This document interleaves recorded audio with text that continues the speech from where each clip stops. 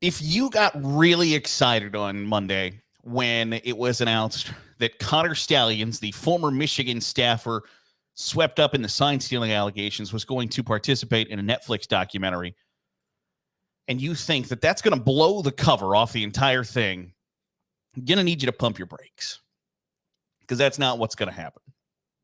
If you think for 1 second that Connor Stalions is going to sit down with Netflix and just become an open book, I got some oceanfront property in Arizona to sell you, because it ain't going to happen.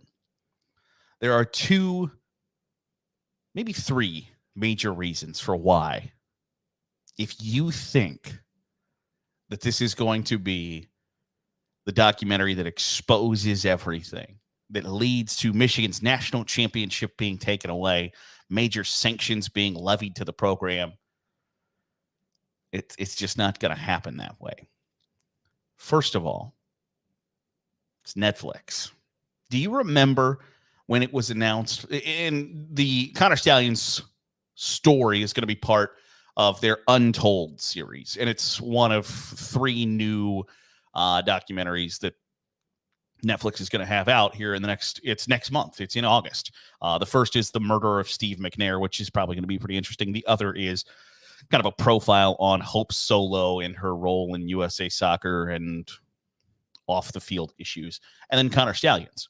But do you remember when the last kind of installment came out, and it was going to be about the late 2000s Florida teams under Urban Meyer, which everybody got super excited because for a long time, the long running joke had been there needs to be a documentary made about those teams because they featured players like Tim Tebow, who's probably the most open and unabashed Christian to ever play the sport, Aaron Hernandez, who's a murderer, Riley Cooper, who lost his NFL career for shouting the N-word at a concert. Cam Newton was on those teams before he stole some laptops, got kicked off the team, and won the Heisman Trophy. 35 dudes got arrested. Urban Meyer quit at one point, came back, quit again. Like that made that subject matter made for a great documentary. That's not what Netflix put out. Nobody watched Swamp Kings and was like, this is spectacular. This is fantastic. This is awesome. Holy cow, I've been waiting a decade for this. It's not what happened. People went, yeah, I know all this already. Like, what the hell are we doing? That is what's going to happen with Connor Stalions. Because if you think for a second that he's going to sit down and become an open book, it's purported, like this is what Netflix says about it. Connor Stalions shares his side of Michigan's alleged sign stealing scheme that turned him into a viral villain. Does that sound to you like somebody who's going to sit down and go, yeah, I wrote a 600-page manifesto about how I would run the program if I was in charge. And yes, I developed an elaborate sign stealing operation that included many different people going to Big Ten games, filming the sidelines of our upcoming opponents, then diagnosing all of the hand signals to coincide with what happened on the field so I could then give it to our coaches and I could stand on the sidelines next to them and tell them exactly verbatim what play was coming next. Do you really think he's going to sit down and do that? He's not. This is a PR reclamation project. This is your apology tour. He might admit to like, yeah, I did some things that I probably shouldn't have. I sold some knockoff vacuum cleaners out of my house or whatever the case may be.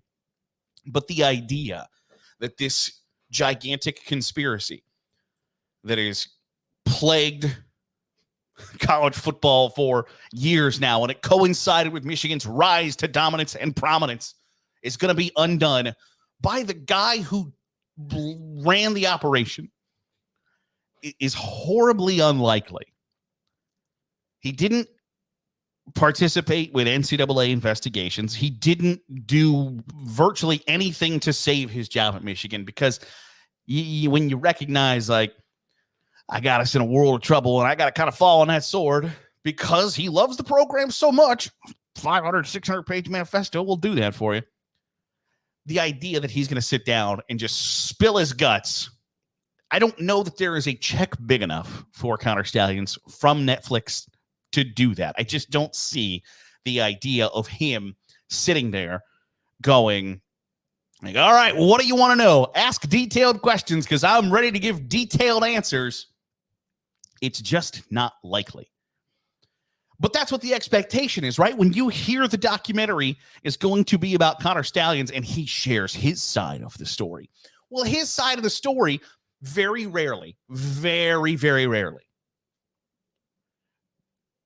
when it comes to people of this level or stories of this level, does somebody sit down and go, here's what I did wrong. Here's what I got wrong.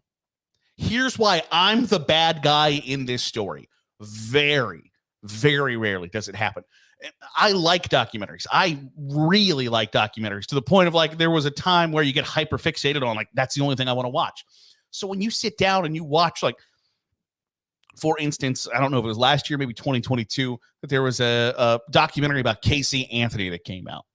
And I don't want to dive into all that, but Casey Anthony, you hear there's a Casey Anthony documentary, you're like, hell yeah, we're going to get to the bottom of this. You don't, because the bad guy doesn't tell you that they're the bad guy. The villain doesn't say, well, you know what, now that I thought about it, maybe I'm the bad guy in this situation. And here's why. It doesn't happen that way. That's just not how people are wired. So to expect Connor Stalions to do that in this documentary it's ridiculous for that to be your expectation. And I know that sucks because I know, like many other people, I want to get to the bottom. Like, why were you on Central Michigan sidelines? Who got you onto Central Michigan sidelines? Who knew? When did they know? How much did you get paid? Those are all details that I want. But they're not going to come from Connor Stalions. And the idea that Netflix has wholly researched this topic and spoken to the people that can provide those answers and then confront Connor Stalions with that information.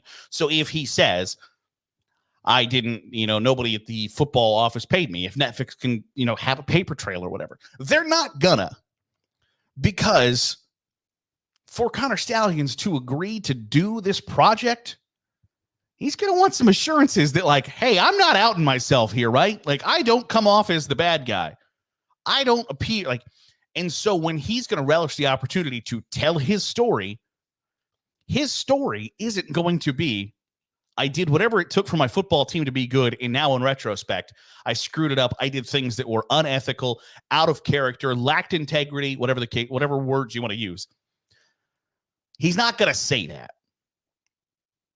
So I understand the excitement. I understand the idea of when you read that, when you see, like, holy cow, they landed Connor Stalions. Probably not going to ask the questions you want them to ask. And then two, he's not going to answer the questions that you want to ask.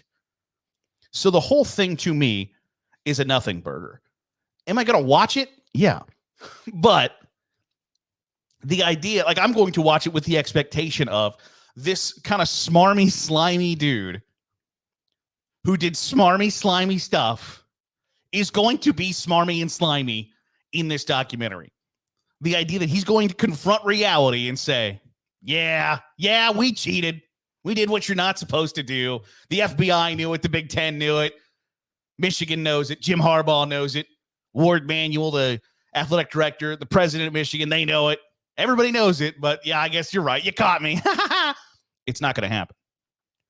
So pump the brakes on your excitement and expectation, because I just don't think you have that to look forward to.